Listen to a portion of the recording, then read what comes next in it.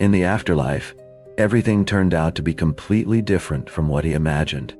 There was no oblivion that skeptics and atheists talked about, no heavenly visions described in various books about the afterlife. The picture in front of him caused shock, and that's still the softest word that could describe what he saw. And it meant only one thing. Everything about life after death is a complete lie. Everything is not like that. These were the impressions of Anesthesiologist, named Rajiv Parti, when by an evil fate he had to find himself in a world where living people are not allowed. Watch this video to the end, and you will find out what scared him so much, and why he was convinced from personal experience that in the afterlife, everything is not as is commonly believed. And also, you'll know how he got his second chance at life. Why? How? And most doctors familiar with human physiology, and who have seen, so to speak, the mechanisms of our body. Rajiv Parti was an absolute skeptic and very aggressive toward everyone who, in one way or another, shared their impressions about posthumous experiences. It cost him nothing to harshly ridicule such a storyteller. Here is what he himself said about his behavior at that time.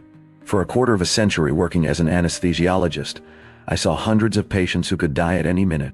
Some of them said that during cardiac arrest, they saw some kind of light, as well as luminous creatures or deceased relatives.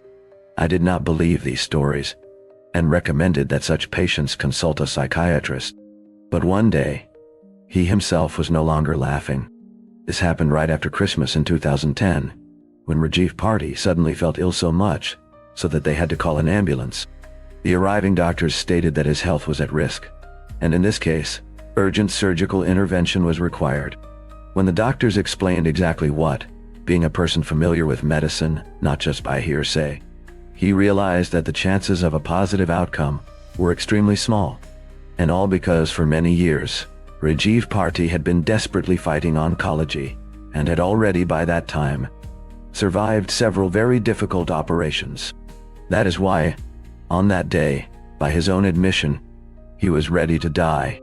Unfortunately, as he assumed during the operation, something went wrong and his heart stopped.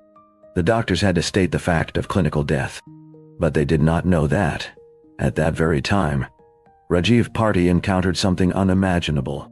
The first thing that struck Rajiv Parti was that his soul really separated from his body and soared to the ceiling of the operating room. At first, the anesthesiologist did not even admit the thought that he had died, but assumed that one of his colleagues had mixed some kind of drug into the solution intended for him, the side effects of which could be hallucinations.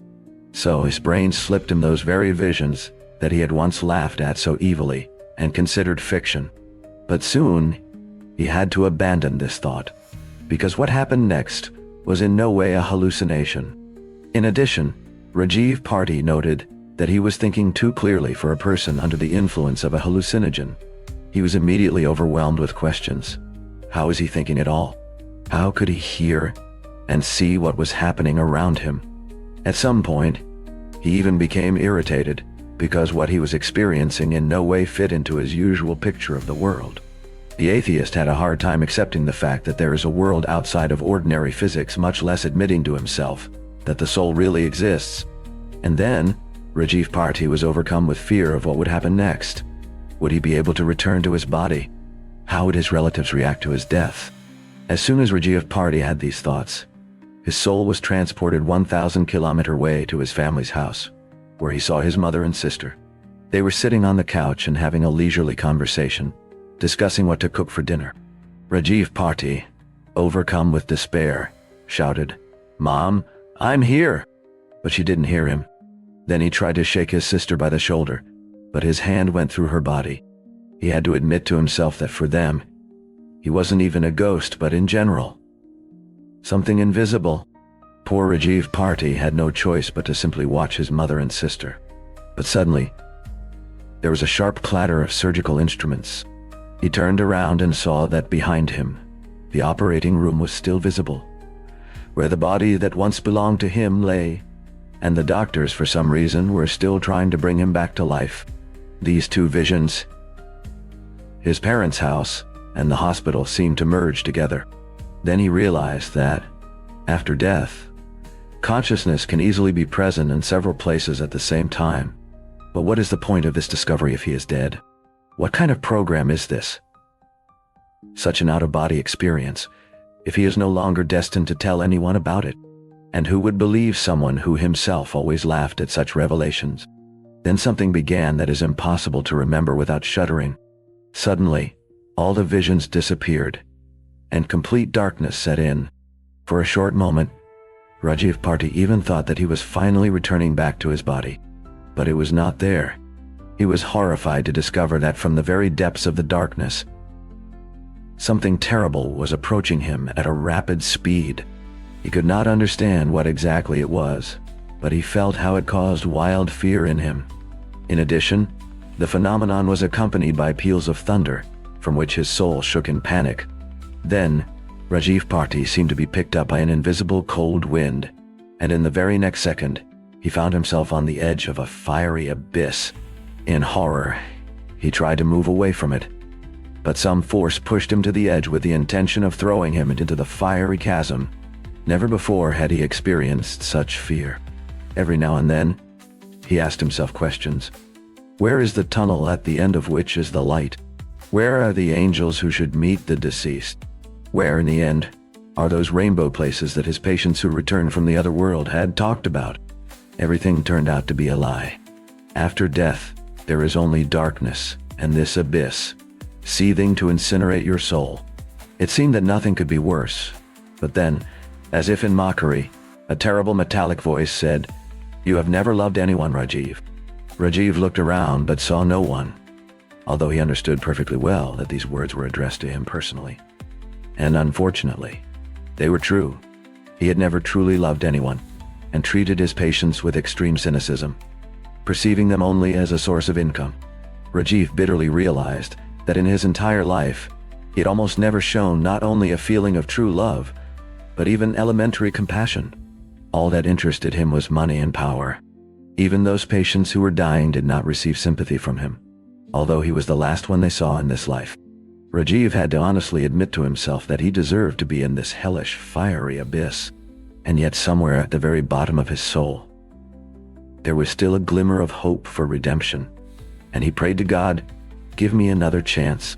He did not have time to finish saying these words when, out of the corner of his eye, he noticed a human figure. When he looked closely, he became even more frightened. It was the one he least expected to see there, his father, who had died 20 years ago. He had been distinguished by incredible cruelty and a harsh disposition. It cost him nothing to rudely punish his son for any offense.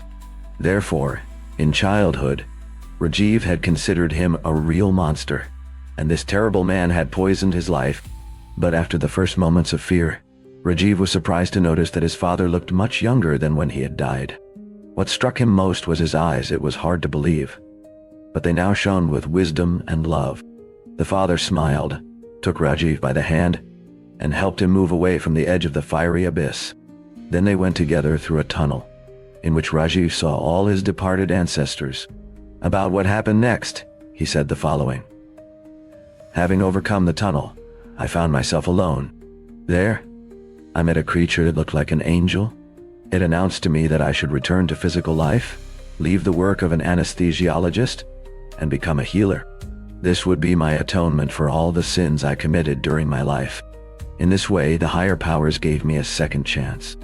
Rajiv did so.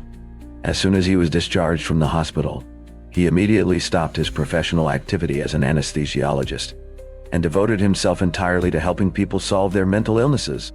He also wrote a book called Die to Wake Up, in which he outlined his posthumous experience. Write in the comments if you would like to get a second chance to correct the mistakes of your life. Also, like and click on the bell so as not to miss new exciting videos. Thank you very much for watching. Everyone, long life and goodness.